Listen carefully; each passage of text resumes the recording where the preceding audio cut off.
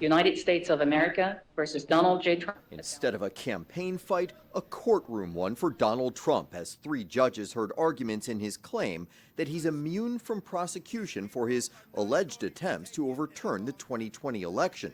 A president has to have immunity. And the other thing is, I did nothing wrong. We did nothing wrong. Trump accused of spreading lies and trying to hold on to power despite his loss. He insists he was simply exposing voter fraud. If I wasn't given immunity, then other presidents, when we talked about today, President Obama with the drone strikes, which were very bad, they were mistakes, terrible mistakes.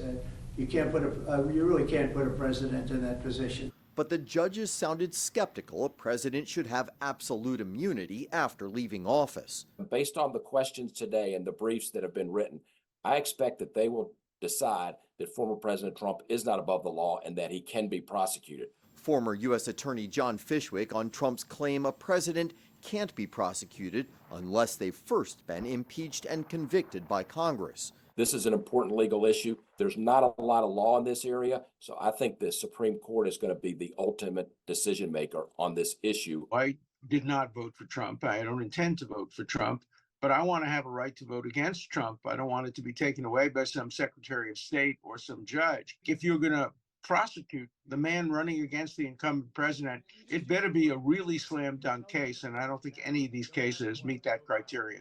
Timing is a big factor, too. This case is scheduled to go to trial March 4th. That's just one day before Super Tuesday, when millions of voters in more than a dozen states will cast their ballots.